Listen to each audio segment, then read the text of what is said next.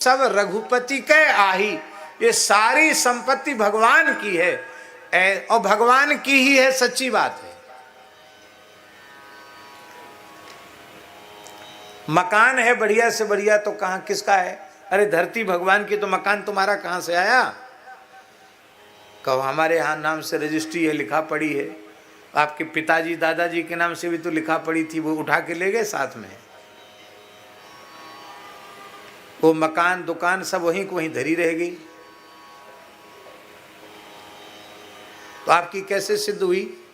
धरती भगवान की, लोहा लक्कड़ ईंटा पत्थर सोना चांदी जो कुछ आपने जड़ा मढ़ा है मकान में, वो सब भगवान की प्रकृति का, तुम्हारा कहां से आया? जिन कारीगरों ने बनाया वे भी भगवान के, जिस मटेरियल से बनाया वो भी भगवान का, जिस खेत का अन्न खाते वो भी खेत भगवान का, जो बीज बना वो भी भगवान का, सूर्य चंद्र से पोषण हो रहा वो भी भगवान के, जल वायु आदि जो मिल रहा है वो भी भगवान की। तुम्हारा अपना है क्या? एक रोया भी तुम्हारा अपना नहीं है। एक रोया भी अपना होता तो कह देते खबरदार पकना मत झड़ना मत। एक बाल तुम्हारा कहना नहीं मानता। कैसे संसार की सब कुछ संपत्ति तुम्हारी हो सकती?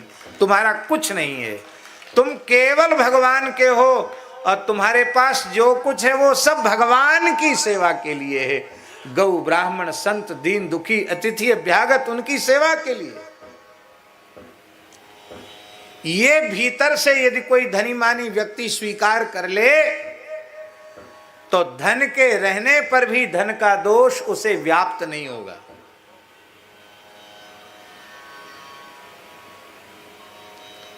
धन को अपना मानता रहेगा तो धन का दोष व्याप्त होगा। धन भगवान का है।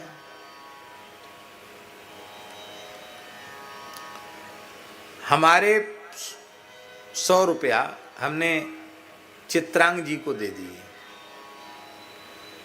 चित्रांग जी ने अपने जेब में रख लिया। अब चित्रांग जी को पता है कि ये पैसा हमारा नहीं है, ये गुरुजी ने दिया, उनका है। उनको पक्का है ये हमारा नहीं है, महाराज जी का है, गुरु जी का है। तो आप मनमाने तरीके से उसे बर्बाद करोगे, नष्ट करोगे, क्योंकि जिसने दिया है वो कभी भी हिसाब किताब ले सकता है। जी कहाँ गए बताओ जी? आप अपना मानोगे तो जो नहीं खाना चाहिए हो सकता वहाँ वो खाने चले जाओ, जो नहीं पीना चाहिए हो सकता वो पीने लग जाओ, जो नहीं करना चाहिए हो सकता उस काम में उसको लगा दो।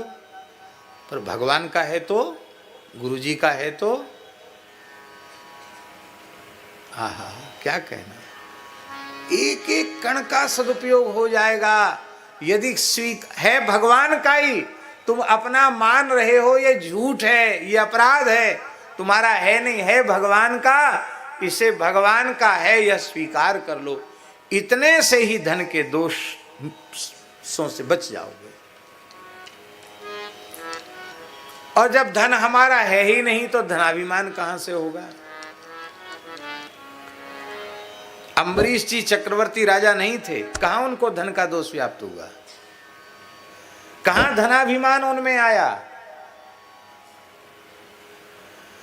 और जब धन जिसको हमने मान रखा है ये धन है ही नहीं, प्रेम धन ही धन है, नाम धन ही धन है, सत्संग धन ही धन है, तो फिर तृष्णा होगी तो सेवा की तृष्णा होगी, कथा कीर्तन की तृष्णा होगी, रुपया कौड़ी की तृष्णा नहीं होगी। इसलिए ऐसा नहीं कि अमीर लोग लाभ न ले सकें, पर उनको कठिनाई यह है कि उनको 3 दोष मिटाने पड़ेंगे और गरीब आदमी को 1 दोष मिटाना पड़ेगा, इसलिए उसको ज्यादा लाभ मिलता है, ऐसा कहा गया। तीसरी एक बात इस पूरे प्रकरण में बड़ी रहस्यमयी है, वो ये है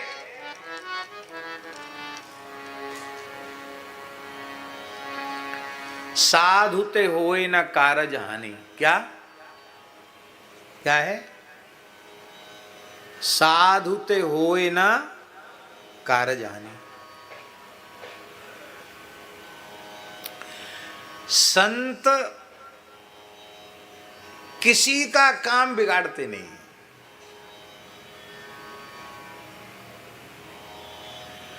बिगाड़ने का ठेकेदार थोड़ी उनको बनाया राम जी ने, उनको बिगड़ी बनाने का ठेकेदार बनाया है।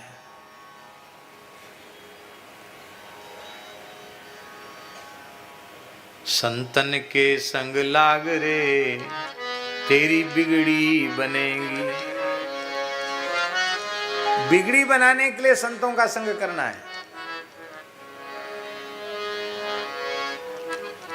कितने लोगों की बिगड़ी बन गई, तुम्हारी क्यों नहीं बनेगी? जरूर बन जाएगी। संत कृपा करें तो कल्याण है ही, कथनचित वे क्रोध करके तुमको कुछ श्राप दे दें तो भी तुम्हारा कल्याण ही होगा, अकल्याण नहीं होगा। नलकुवर मणिग्रीव यक्षराज कुबेर के पुत्र हैं। धनी मानी को उतना अहंकार नहीं होता। धनी मानियों के बेटा बेटियों को जितना अहंकार होता है। धनी को इसलिए नहीं होता ज्यादा कि वो सोचता उसने तो परिश्रम करके कमाया है, और संतान को तो बिना परिश्रम के ही मिल गया, इसलिए उनको अहंकार जल्दी आ जाता है। उनको अहंकार जल्दी आ जाता है। धनियों को उतना अहंकार नहीं, धनी मानियों के बेटों को अहंकार होता है। तो धनाध्यक्ष कुबेर के पुत्र हैं, एक अहंकार। दूसरा अहंकार वे मैं मनुष्य नहीं, मैं हम देवता हैं, ये अहंकार। तीसरा युवावस्था का अहंकार। तीसरा प्रमदाओं के कुसंग का अहंकार, स्त्रियों के संग में व्यक्ति को अहंकार बढ़ता है। चौथा नशा पी रखा था, उसका अहंकार। और नारद जी आए और नलकुवर मणिग्रीव नग्न होकर स्त्रियों के साथ मंदाकिनी गंगा में जल क्रीड़ा कर रहे थे। नारद जी को देखकर अप्सराएं तो कपड़े पहनने लगी और इन्होंने हाथ पकड़ के खींचे, ऐसे बाबा जी रे डोलते रहते हैं तो उत्तराखंड है, अभी हमारा मन नहीं भरा जल क्रीड़ा से, आओ खेलो थोड़ी देर जल में हमारे साथ। पकड़ के खींचने लगे, वो भागी बिचारी। महात्मा की शर्म की उन्होंने। नारद जी ने करे उन्मत्तो, जड़ वृक्ष की तरह मेरे सामने खड़े हो जाओ, वृक्ष की योनि में चले जाओ।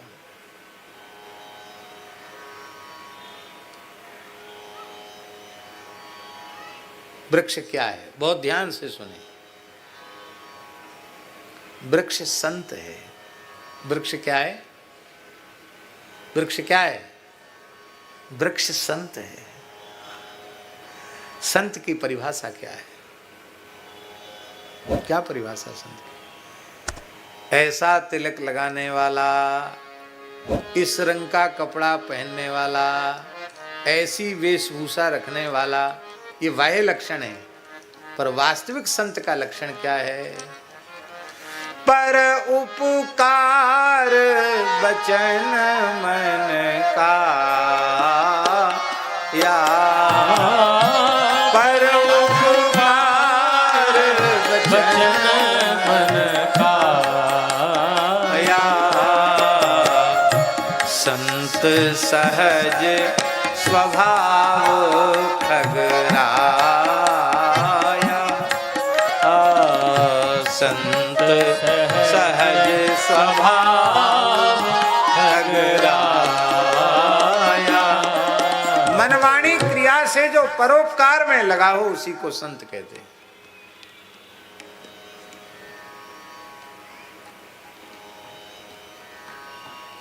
वृक्ष के जैसा परोपकारी इस धरती पर दूसरा कोई नहीं है।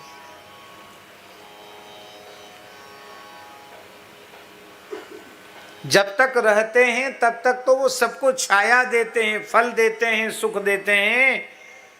वृक्ष सूखने के बाद भी ठंडी गर्मी से हमारी बचत करते हैं, हमको भोजन देते हैं। हमारा यज्ञ भी बिना लकड़ी के संपादित नहीं होता। अंगार बन के भी लाभ करते हैं, कोयला बन के भी लाभ करते हैं, राख हो जाते हैं तो भी काम करते हैं, तो भी हमारा उपकार ही करते हैं।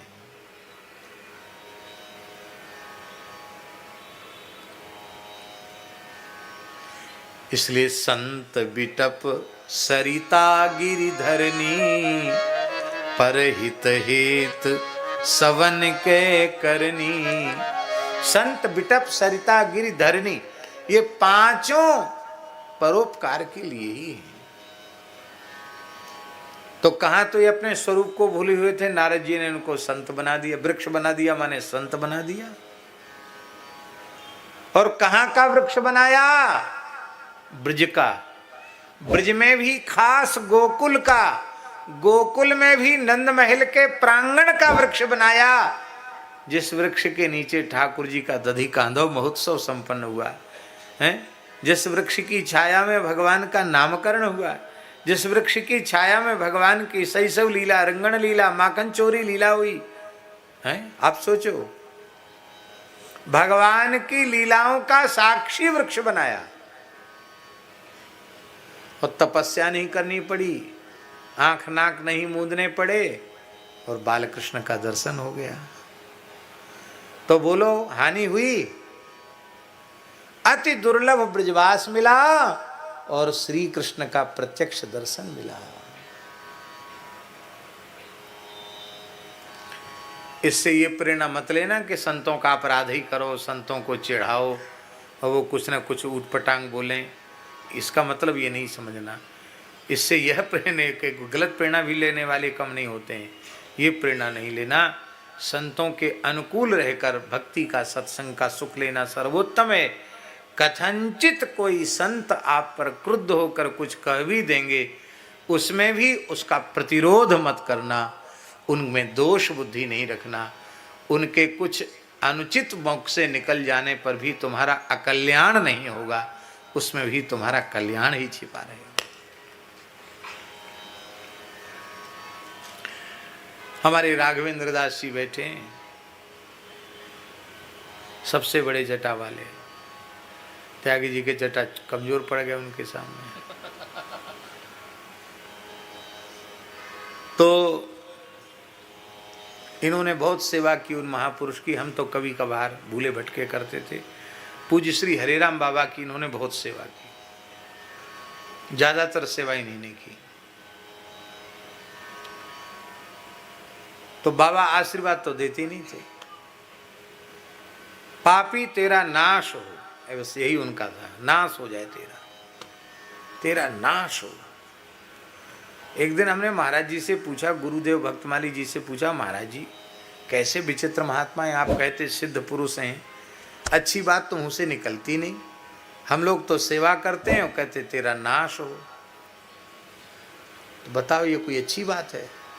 महाराज जी बोले, पंडित जी आप नाश शब्द का अर्थ नहीं समझते हैं, इसलिए आपको मन में दुख होता है, इससे बड़ा आशीर्वाद कोई हो ही नहीं सकता।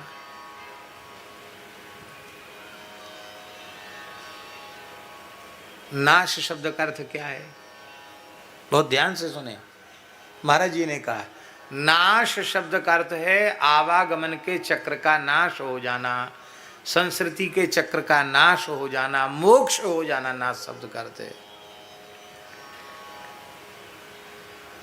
बाबा कहते हैं, तुम समझते नहीं, बाबा कहते हैं कि जिस जो जो हमारी सेवा करता है सबके आवागमन के चक्र का नाश हो जाए। कहते प्रमाण, हमने कि महाराज जी कहीं कुछ लिखा है कि नाश माने मोक्ष? बोले हाँ लिखा है। कहाँ लिखा है? अरे उन्होंने लिखा है जिनके ग्रंथ पर भगवान भूत भावन विश्वनाथ ने सत्यम शिवम सुंदरम लिखकर हस्ताक्षर किया।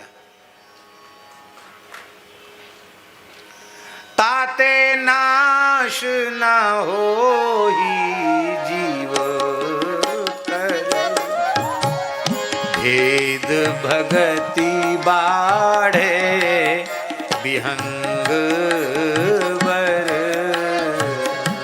भेद भगति बाढ़े विहंग वर। अब अब देखो यहाँ तुलसीदास जी मोक्ष के अर्थ में नाश शब्द का प्रयोग कर रहे हैं। हमने कहा महाराज जी ये अर्थ अब पता चला, अब मन में दुख नहीं होगा। अब तो बाबा खूब कहें दिन भर कि तुम्हारा नाश हो, तो अब तो अच्छा लगेगा। और जिस दिन उनको भगवत धाम जाना था, गजानन जी वो यहीं गुजरात की धरती के संत थे, वो जिनकी चर्चा हम कर रहे हैं। और बड़ौदा में उनका जन्म था, ब्राह्मण परिवार में जन्म था। उनके पिताजी का नाम था पंडित वंशीधर शर्मा, और विवाह उनका सूरत में हुआ था। बड़ा दिव्य जीवन चरित्र। 2 माताएं थी उनकी, खास बहनें थी वो भी। पिताजी बड़े अमीर थे, स्टेट का जमाना था। उनके पिताजी 36 लाख के जमींदार थे। कितने थे? 36 लाख टैक्स वसूल करके बड़ौदा रियासत में जमा करते थे। वो बड़े अधिकारी थे, बहुत बड़े आदमी थे। उस जमाने में आज से 100-150 साल पुरानी बात होगी कम से कम। उनको 16 लाख रुपए हर वर्ष बचते थे उनके। आज 150-200 साल पहले 16 लाख रुपए क्या होता बताइए। उस जमाने में अंग्रेजों के पास गाड़ियां होती थी, राजाओं के, बड़ौदा महाराज के पास गाड़ी थी, कार, उनके पिताजी के पास गाड़ी थी। इतने बड़े अमीर आदमी के अमीर परिवार में उनका जन्म हुआ था।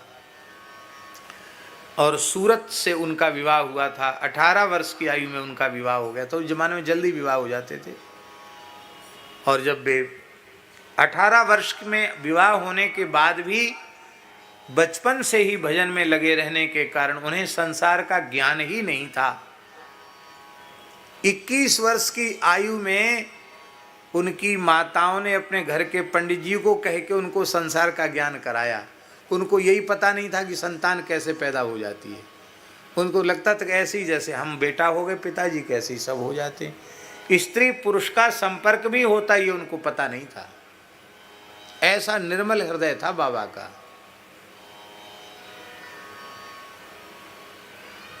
जब वे 22 वर्ष की आयु के हुए तब उन्हें संसार का ज्ञान हुआ। तब उन्हें पता चला कि बिना पुत्र हुए हमको छुट्टी नहीं मिलेगी। तो पुत्र कैसे होता तब उनको पता चला। और वे कहते थे मैंने अपने पूरे जीवन में 3 बार स्त्री का समागम किया, और हर बार समागम करके माथा पटक पटक के रोता था कि प्रभु इस नरक से हमें कब छुड़ाओगे। तीसरी बार में गर्भ रुक गया तो मन में बड़ी प्रसन्नता हुई। हरिनाम जप करते थे कि हो जाए। बालक अभी 4 महीने का था। सुन लो सीए साहब, हाँ, बालक अभी 4 महीने का था। और उसी समय एक घटना से उनको वैराग्य हो गया। घटना क्या थी? बहुत ध्यान से सुने, प्रेरक प्रसंग है एक संत के जीवन का। घटना यह थी कि इनके पिताजी के कोई मित्र थे, व्यापारी थे। उन्होंने कुछ पैसा उनके पिताजी से उधार लिया था। और व्यापार में कई बार परिस्थिति बिगड़ जाती है। उनकी परिस्थिति बिगड़ गई, वो चुका नहीं सकते थे, उनकी हालत खराब थी। पर बेईमान नहीं थे। ये उनको नहीं था कि हम नहीं देंगे, पर समय पर वो दे नहीं पाए। उन्होंने कहा हम जरूर देंगे, पर हम इस अवधि में तो नहीं दे सकते। पर इनके पिताजी थोड़े कठोर हो गए। बोले कि तुम यदि नहीं दोगे तो बड़ौदा महाराज के यहाँ शिकायत करके तुम्हारी सारी संपत्ति हम कुड़क कराएंगे। हम अपने धेला पाई से भी वसूल कर लेंगे, हम छोड़ेंगे नहीं। वो प्रतिष्ठित आदमी थे। उनको लगा हमारी संपत्ति कुड़क होगी और हम रोड पर आएंगे, इससे अच्छा हम मर जाएं। उनके पुत्र के साथ बाबा की मित्रता थी। तो मित्र को उन्होंने पूछा भैया तुम आज बहुत दुखी क्यों हो? बोले हमारे माता पिता बहुत दुखी हैं। तो वो उनके घर चले गए। पूछा कि आप क्यों दुखी क्यों हैं? तो उन्होंने दुख का कारण बताया कि भाई तुम जान के क्या करोगे, तुम समाधान तो कर नहीं सकते हो। नहीं हम करेंगे, आप बताओ। उन्होंने कहा कि ऐसी ऐसी बात है, आपके पिताजी ने मित्रता को ताक पे धर के ये चेतावनी हमको दी है कि कल सूर्यास्त होने के पहले पहले हमारा पैसा चुकाओ, नहीं तो फिर समझ लेना। बड़े पद पर थे वो, हम तुम्हें दंडित कराएंगे, तुम्हारी संपत्ति बरामद करेंगे, जब्त करेंगे। तो उन्होंने कहा कि हम दे तो सकते नहीं, हमको कोई देने वाला तो है नहीं, और इतना अपमान हम झेल नहीं सकते, इसलिए हम ये जहर लेके आए हैं। हम पूरे परिवार सहित आज की रात्रि जहर खा के मरने वाले हैं। बाबा तो दयालु थे, 22 वर्ष की अवस्था थी बाबा की। बाबा रोने लग गए, बोले मैं अपने पिताजी को समझा दूंगा, पिताजी पे कमी थोड़ी है। अरे मित्र के लिए इतना त्याग नहीं कर सकते? अरे बोले आपकी बात पिताजी नहीं मानेंगे। धनी मानी लोग, उनका भगवान धन ही होता है, उनका किसी से प्रेम नहीं होता, धन से ही प्रेम होता है। धन के संबंध में वो व्यवहार के क्षेत्र में किसी की बात नहीं मानते हैं। हमको तो धन मिले तो ही हमारे प्राण बचे हैं। कितना पैसा, तो पैसा बताया। बोले हम प्रयास करते हैं कि हम, आप जहर खा के नहीं मरना, आज शाम होने तक हम आपके पास धन के प्रबंध करेंगे। समझ गए? पिताजी तो देंगे नहीं, तो घर जा कर के सोचने लगे, हे प्रभु वो परिवार के लोग मरे नहीं, आप कृपा करके उनको बचा लीजिए। लेटे थे, रो रहे थे। इनकी पत्नी जो सूरत की थी, उन्होंने कहा कि आप क्यों रो रहे हैं?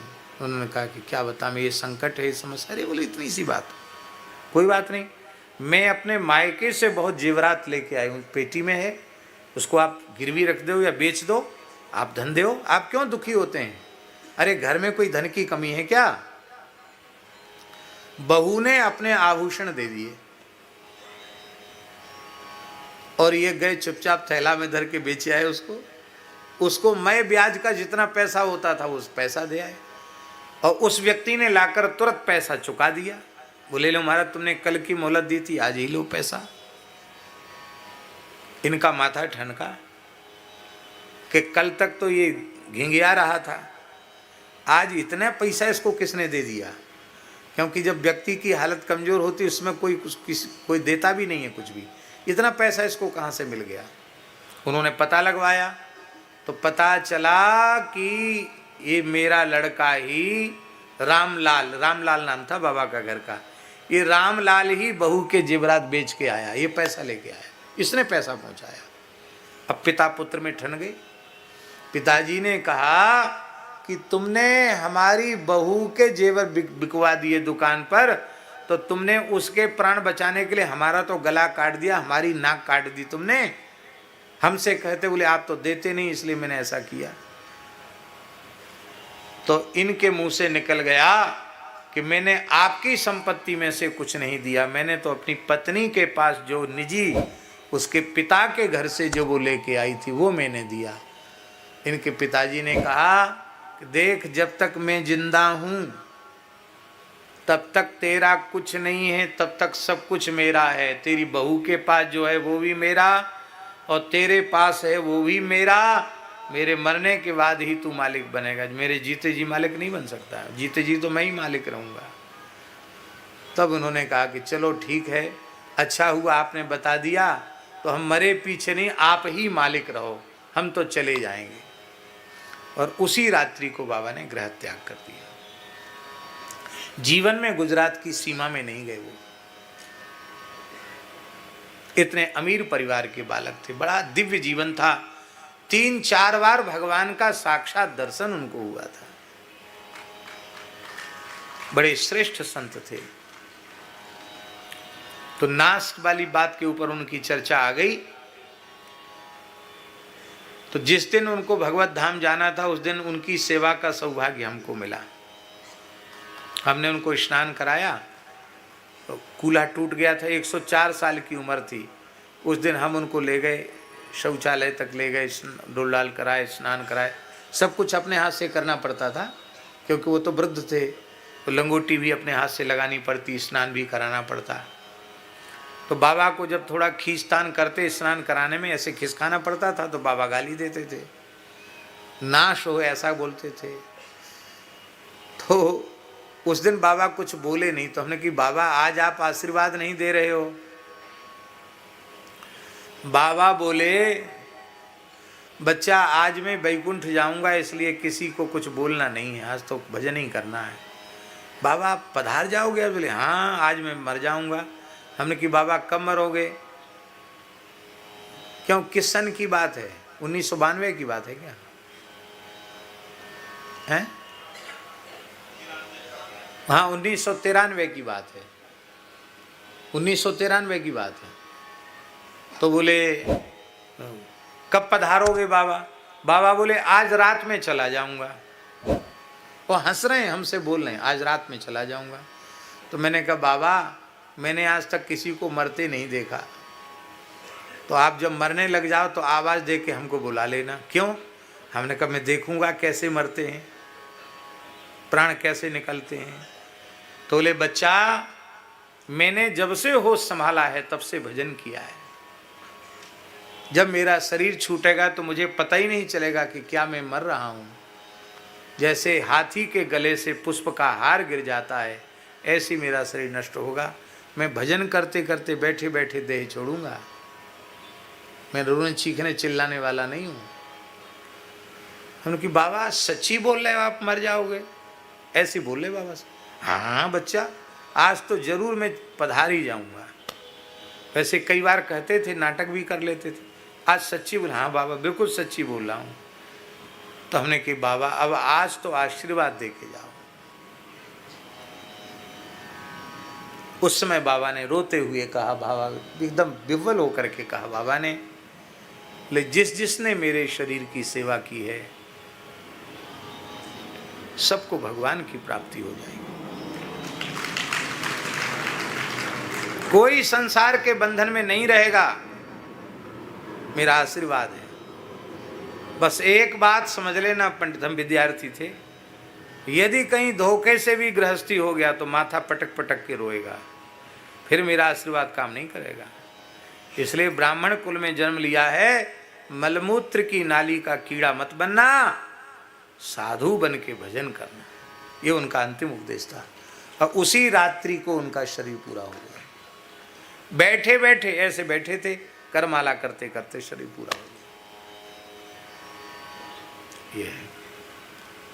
आप लोग कहेंगे इतने अच्छे महात्मा हैं, तो उनके एक पद हम सुनाते हैं आपको, तो आपको पता चलेगा कि उनके पद कितने प्यारे हैं। हमारे पूज्य गुरुदेव श्री भक्तमाली जी ने उनके पदों को इस पुस्तक के रूप में प्रकाशित किया।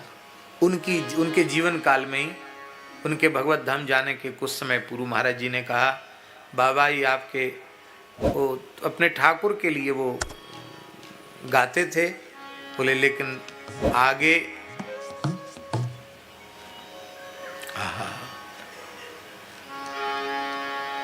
कन्हैया तेरा सुखदाई, जो पद सामने आएगा उसी को गा रहे। कन्हैया तेरा सुखदाई, जने दीदार कब होगा। कन्हैया तेरा सुखदाई, जने दीदार कब होगा। हो जिसके बस चले आते, हो जिसके बस चले आते, वो जाने प्यार कब होगा। हो जिसके बस चले आते, वो जाने प्यार कब होगा। यही आशा लगाए हमारे नाथ जीवन का, यही आशा लगाए हमारे नाथ जीवन का। ये मुरझाया हुआ गुलशन जने गुलजार कब होगा, ये मुरझाया हुआ गुलशन जने गुलजार कब होगा। कन्हैया तेरा सुखदाई जने दीदार कब होगा। कन्हैया तेरा सुखदाई जने दीदार कब होगा। जन्म और मृत्यु के वन में भटकता थक गया मोहन। जन्म और मृत्यु के वन में भटकता थक गया मोहन। भला इस श्रम मिटाने को तेरा उपकार कब होगा। भला इस श्रम मिटाने का तेरा उपकार कब होगा। अनेकों जन्म भोगे विषय तृष्णा नहीं जाती। अनेकों जन्म भोगे विषय तृष्णा नहीं जाती। विषय तृष्णा नहीं जाती। विषय तृष्णा नहीं जाती। बड़ा यह रोग है भारी जने उपचार कब होगा।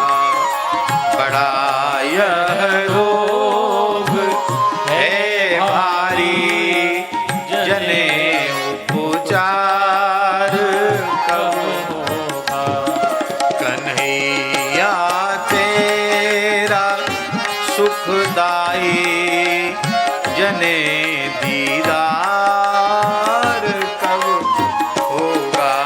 कन्हैया तेरा सुखदाई जने दीदार कब होगा। निवल इस राम को भगवन तुम्हारा ही भरोसा है। राम को भगवन तुम्हारा ही भरोसा है। तुम्हारा ही भरोसा है। तुम्हारा ही भरोसा है। पड़ा मझधार में बेड़ा। पड़ा मझधार में बेड़ा न जाने पार कब होगा। पड़ा मझधार में बेड़ा न जाने पार कब होगा। कन्हैया या तेरे सुखदाई